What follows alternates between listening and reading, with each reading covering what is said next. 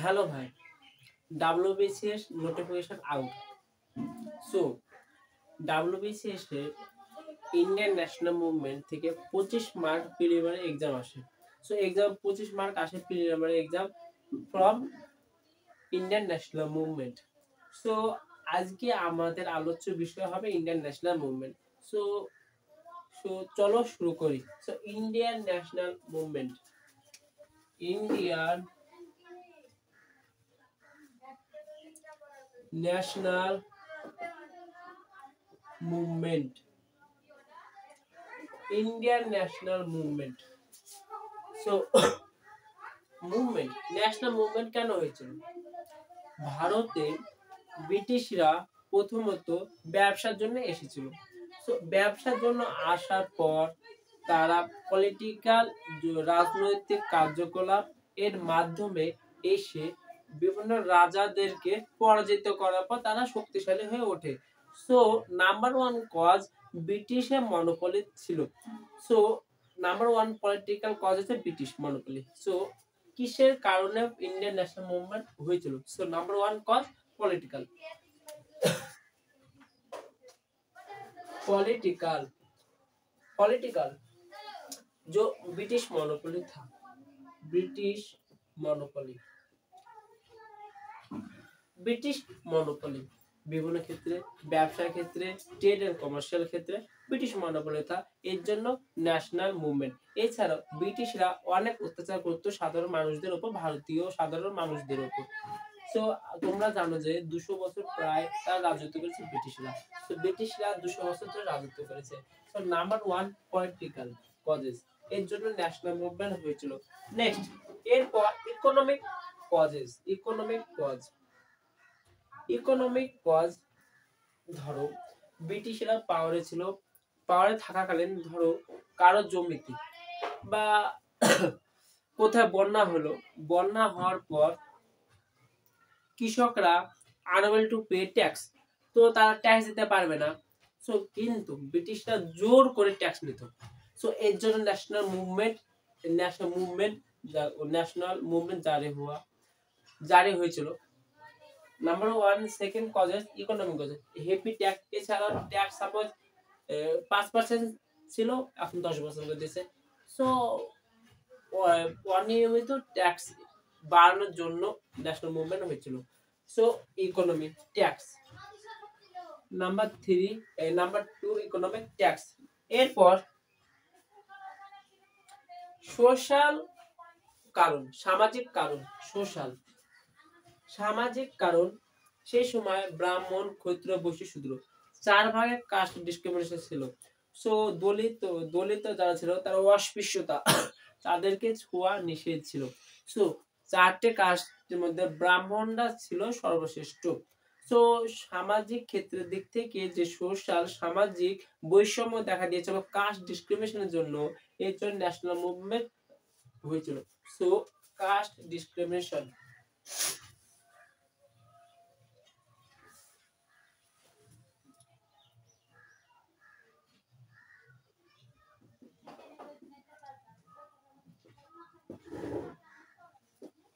So social caste discrimination. Next, এছাড়াও বিভিন্ন ধরনের ইভেন্ট যা ব্রিটিশরা ভারতীয়দেরকে আশ্চর্য করে দিয়েছে। নাম্বার ওয়ান কজেস ইভেন্ট হলো 1905 সালে পার্টিশন অফ বেঙ্গল। 1905 সালে ইভেন্ট, 1905 সালে পার্টিশন অফ বেঙ্গল। বর্তমানে তোমরা দেখছো পশ্চিম বাংলা এবং বাংলাদেশ আর পশ্চিম বাংলা একই ছিল। কমিউনালিজম, তো হিন্দু মুসলমান বেসিক্যালি বাংলাদেশ বর্তমানে বাংলাদেশে মুসলিম যে প্রাধান্য অনেক বেশি, ঠিক সেই রকম পশ্চিম বাংলায় হিন্দুদের প্রাধান্য বেশি। সো এখানে ব্রিটিশরা ডিভাইডেড অ্যান্ড রুল পলিসি নিয়ম অ্যাপ্লাই করে দুটোকে ভাগ করে দিয়েছে। সো এর জন্য মুভমেন্ট চালু হয়েছিল 1905 সালে ন্যাশনাল মুভমেন্ট।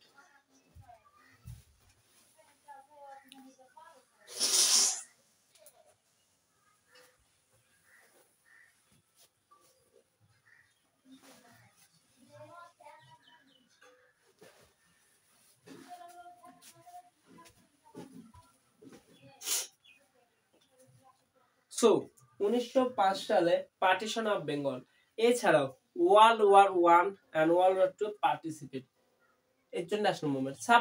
ব্রিটিশরা ভারতীয়দেরকে বিনা ট্রেনিং এ যুদ্ধক্ষেত্রে পাঠিয়ে দিয়েছিল, এর জন্য বিভিন্ন ধরনের মুভমেন্ট চালু হয়েছিল। সো ওয়ার্ল্ড ওয়ার 1 এন্ড 2 এর জন্য মুভমেন্ট চালু হয়েছিল। এছাড়াও ব্রিটিশ কে দ্বারা বিভিন্ন ধরনের পলিসি। নাম্বার 5 ব্রিটিশ পলিসি ধরো, যেমন British policy, Rowlatt Act, Simon Commission, এছাড়া অনেক রোলাট অ্যাক্ট, ব্ল্যাক অ্যাক্ট বলে, এর জন্য মুভমেন্ট চালিয়েছে। So Rowlatt Act and Simon Commission. তো বিভিন্ন ধরনের পলিসি এর জন্য মুভমেন্ট চালু হয়েছিল। সো বেসিক্যালি 5 টাইপ রিজন পার, এছাড়া আদার রিজন আছে তো। সো এই reason political reason, economic reason, social, event and policy, mainly 5 রিজনের জন্য মুভমেন্ট চালু হয়েছিল। এছাড়া অন্যান্য কারণ আছে। সো ইন্ডিয়ান ন্যাশনাল ফেজকে 3 ভাগে ভাগ করা যায়। So Indian national মুভমেন্টকে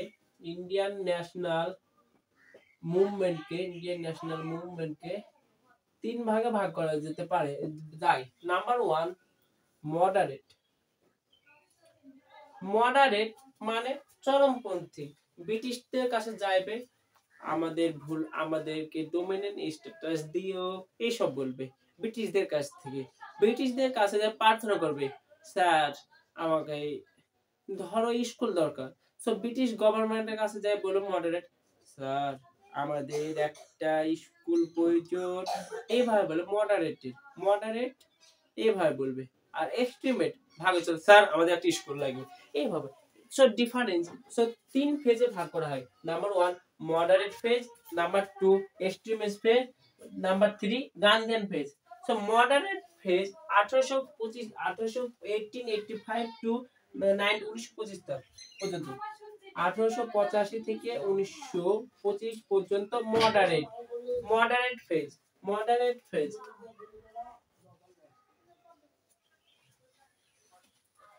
moderate favour ছিল দাদাভাই নওরোজি, গোপাল কৃষ্ণ গোখলে, উমেশ চন্দ্র ব্যানার্জি।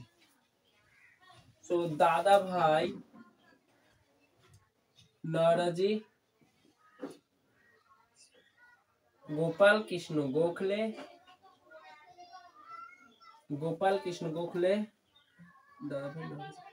উমেশ চন্দ্র ব্যানার্জি। বেসিক্যালি মডারেট বা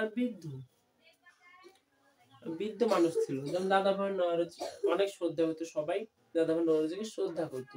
সো 1885 সালে ইন্ডিয়ান ন্যাশনাল কংগ্রেস, বর্তমানে তোমরা দেখছো যে ইন্ডিয়ান ন্যাশনাল কংগ্রেস হাত ছিল রাহুল গান্ধীজি।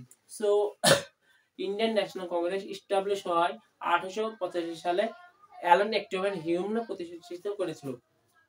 সো 1885 সালে ইন্ডিয়ান ন্যাশনাল কংগ্রেস প্রতিষ্ঠিত হয়। সো মডারেট ফেজ 1885 থেকে 1925 সাল পর্যন্ত।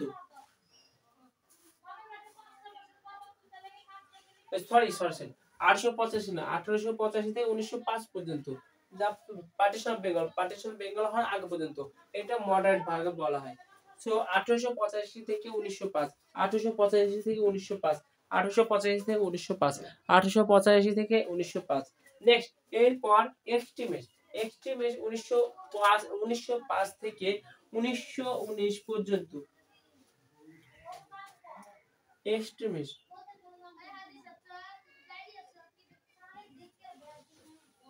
1905 থেকে 1919 সাল পর্যন্ত। এখানে এক্সট্রিমিস্ট যেমন ছিলেন লাল বাহাদুর শাস্ত্রী, লাল বাল পাল, লাল for stand for Lala Lajpat Rai, বাল গঙ্গাধর তিলক, পাল বিপিন চন্দ্র পাল। তো লাল বাল পাল এছাড়াও नेताजी सुभाष चंद्र बोस एक्सट्रीमिस्ट था। तो Netaji Subhash Chandra Bose so moderate side तो dominant status moderate wants to be dominant status and extremist চাই ছিল self rule Swaraj self rule so next phase Gandhian era so next phase Gandhian era number 3 next phase Gandhian era 1990 to 1947 so Indian national movement 3 phases divided number 1 moderate number 2 extremist number 3 Gandhian era so moderate 1885 সাল থেকে 1905 সাল পর্যন্ত দাদাভাই Naoroji and Gopal এই প্রমুখ নেতা ছিলেন Gopal Krishna Gokhale Umesh Chandra Banerjee Dadabhai Naoroji and extremist চাইছিল self rule dominant state self rule Swaraj এর প্রমুখ নেতা ছিল এক্সট্রিমিস্ট চরমপন্থের প্রমুখ নেতা ছিল লাল বাল পাল এছাড়া নেতা সুভাষ চন্দ্র বোস আর গান্ধীয়ান এরা 1915 সালে গান্ধীজি যখন সাউথ আফ্রিকা থেকে ভারতে আসেন তখন তার প্রথম সত্যাগ্রহ হয় চম্পারণ সত্যাগ্রহ 1917 সালে চম্পারণ সত্যাগ্রহ এরপর খেদা সত্যাগ্রহ আহমেদাবাদ মিল স্ট্রাইক 1919 আহমেদাবাদ মিল স্ট্রাইক তারপরে আছে দান্ডি অভিযান 1930 সালে দান্ডি অভিযান সো এই তিন ভাগে ভাগ করা Indian national movement so first Rebel হয়েছিল 1857 সাল থেকে 1857 সালে ফার্স্ট রেবল হয়েছিল যাকে মহাবিদ্রোহ বলা হয় সো রেবল 1857 সালে যদি তোমরা রেভল্টের কারণ জানতে চাও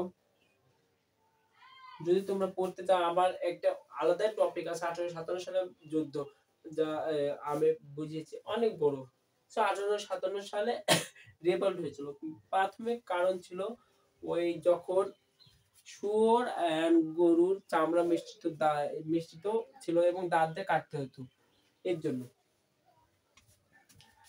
ওই রাইফেল এনফিল্ড রাইফেল এর জন্য হয়েছিল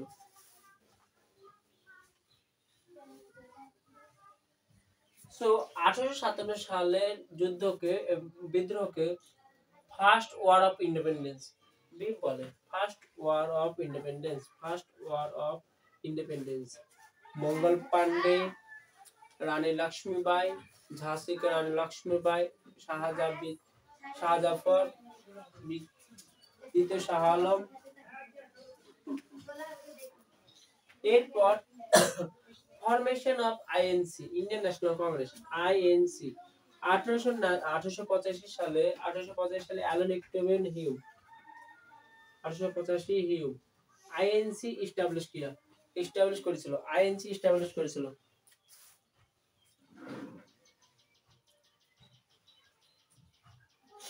নেক্সট এরপর 1905 সালে partition of Bengal 1905 partition of Bengal আল্লাহ পার্টিশন অফ বেঙ্গল 1905 সালে পার্টিশন অফ বেঙ্গল বেঙ্গলকে দুই ভাগে ভাগ করেছে Bangla West Bengal and East বেঙ্গলকে দুই ভাগে ভাগ করেছিল ওয়েস্ট বেঙ্গল এবং ইস্ট বেঙ্গল ওয়েস্ট বেঙ্গলে হিন্দু বেশি ছিল তাই রয়েছে আর ইস্ট বেঙ্গল মুসলমান এই ধর্মের ভিত্তিতে ভাগ হয়েছিল সো পার্টিশন হয়েছে 1905 সালে ওয়ারিং হেস্টিং লর্ড কার্জন এর দ্বারা হয়েছিল নেক্সট এরপর আছে 1917 সালে বিহারে চম্পারণে স্ট্রাইক হয়েছে চম্পারণে সত্যাগ্রহ হয়েছিল রাজকুমার শুক্লাকে ইনভাইট করেছিল মহাত্মা গান্ধী মোহনদাস করমচাঁদ গান্ধীকে ইনভাইট করেছিল বিহারে রাজকুমার শুক্লা এই কোশ্চেন আসে ইউপিএসসি তে এসেছিল সো 1917 সালে চম্পারণ সত্যাগ্রহ হয় চম্পারণ সত্যাগ্রহ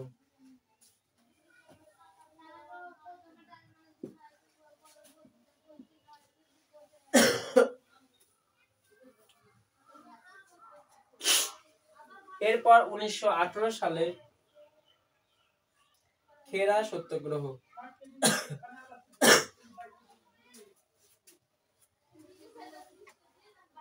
1918 সালে খেরা সত্যাগ্রহ ছিল, গান্ধীজি আবার চলে এসেছিল।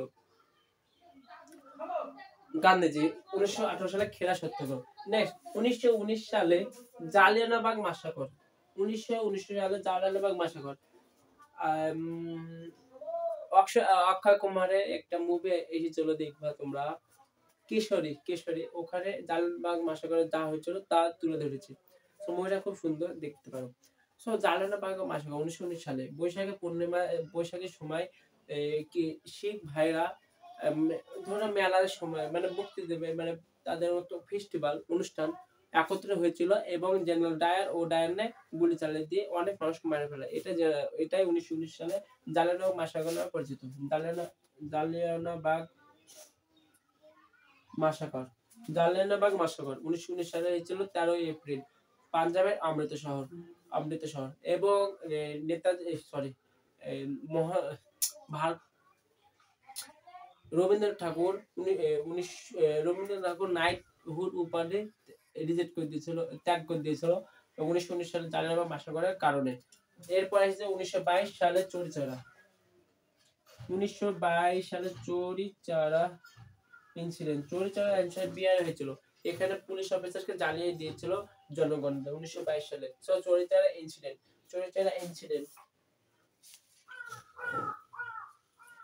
নেক্সট, এরপর গান্ধীজি 1920 সালে নন কোঅপারেশন মুভমেন্ট চালু হয়েছিল। এখানে ব্রিটিশদের পলিসি বা ব্রিটিশ যে জিনিস ছিল তা বয়কট করার কথা বলেছিল। এখানে গান্ধীজি তার জন্য শীত বস্ত্র, ব্রিটিশদের কোনো কাপড় পরে শীত বস্ত্র নিজেই অর্ধেক কাপড় পরে ঘুরে বেড়াতেন। তো স্বদেশী কথা বলেছিল 1920 সালে non cooperation movement Gandhiji.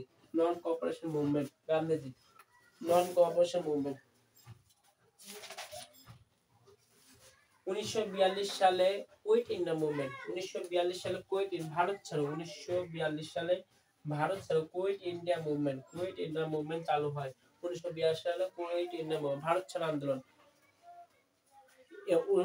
Second world war সময় জার্মানি কুবা ছিল, ওদিকে ইংল্যান্ড। এই সুযোগ নেওয়ার জন্য গান্ধীজি এখানে কুইট ইন্ডিয়া মুভমেন্ট চালু করে। সো এর ফলে ইংরেজদের আর্থিক ফাইন্যান্সিয়াল অবস্থা দুর্বল হয়ে পড়ে এবং ভারতের স্বাধীনতা খুব সাহায্য হয়। নেক্সট, এছাড়া গান্ধীজির আরেকটা মাস্টার স্ট্রোক প্ল্যান থা খিলাফত মুভমেন্ট। ওয়ার্ল্ড ওয়ার ফার্স্ট যখন জিতে যায় তখন ব্রিটিশরা তুর্কির আগে ছিল তুর্কি যখন সাম্রাজ্য ছিল তখন তারা হারিয়ে যায় যুদ্ধে, প্রথম যুদ্ধ। তখন ব্রিটিশরা টুপি পরতে মানা করে দিয়েছিল মুসলমান তুর্কি। এর প্রতিবাদে ভারত থেকে খিলাফত মুভমেন্ট স্টার্ট হয় এবং গান্ধীজি সাথ দিয়েছিল, যে সেই সময় হিন্দু মুসলমান একত্রে কাজ করেছিল। এরপর Netaji Subhash Chandra Bose Indian National Army establish করে এবং জাপান থেকে জার্মানি যায়। জার্মানির সঙ্গে হিটলারের সঙ্গে কথা হয়। হিটলারের সঙ্গে নেতাজি যখন কথা বলে তখন হিটলারের বহু ছদ্মবেশে আসে এবং ইন্ট্রোডিউস করে নেতাজি সুভাষ চন্দ্র বোস। এখানে একটা ইন্টারেস্টিং নিউজ আছে, যে গল্প আছে, যে নেতাজির সঙ্গে ডুপ্লিকেট হিটলার এসেছিল, কিন্তু নেতাজি হিটলারকে চিনতে পেরেছিল। এরপর হিটলার সঙ্গে অনেক কথাবার্তা হয় নেতাজি সুভাষ চন্দ্র বোস। এরপর হিটলার উপাধি দেয় নেতাজি। এই সুভাষ চন্দ্র বোসকেও হিটলার উপাধি দিয়েছেন নেতাজি। এরপর জাপান হয়ে আসে, জাপানের সাহায্য নেয় ভারতের স্বাধীনতার ক্ষেত্রে। নেতাজি সুভাষ চন্দ্র বোস ইন্দো বার্মা, ওখান থেকে ইন্ডিয়ান ন্যাশনাল আর্মি চালু হয় এবং দুর্ভাগ্যবশত প্লেন ক্র্যাশে মারা যায় নেতাজি সুভাষ চন্দ্র বোস। সো এইভাবে দেশের ন্যাশনাল মুভমেন্ট চালু হয়। কিন্তু এখনো অনেক মুভমেন্ট চালু আছে ভারতে, এখনো চলছে। ঠিক দেখো তোমরা, ভোটে জিতছে হিন্দু মুসলমান দাঙ্গা লাগিয়ে। এছাড়াও হসপিটাল, জব, এইসব কোনো কথা নাই। শুধু আছে ধরে নাও হিন্দু মুসলমান ও আপার কাস্ট, জাত পাত এছাড়াও নাম বদল করে দেবে, ভোট চুরি করবে, এভাবে এখন জিতছে ভোটে। কিন্তু কোনো সরকার গভর্নমেন্ট চায় না যে এডুকেশন স্কুল তৈরি হোক, হসপিটাল তৈরি হোক, রোড বানুক, বিভিন্ন ধরনের ইনফ্রাস্ট্রাকচার আসুক, কর্মক্ষমতা এমপ্লয়মেন্ট ইনক্রিজ হবে, তা কোনো গভর্নমেন্ট বলে না। শুধু ভোট জেতার জন্য ৫ বছর পর একদিন আসে। সো তোমাদের এটা মুভমেন্ট, যে এটা মুভমেন্ট ধরতে হবে। ইউথ যে যুব, তোমরা সমাজে যুব সমাজ, তোমরা ইয়ুথ আছো, তারা ভাবো এবং তারা যেখানে যেখানে জব দেবে সেই সরকারকে ভোট দিতে হয়। সো মেরা আজকে আমার বিষয় ইন্ডিয়ান ন্যাশনাল মুভি এখানে শেষ। এরপরে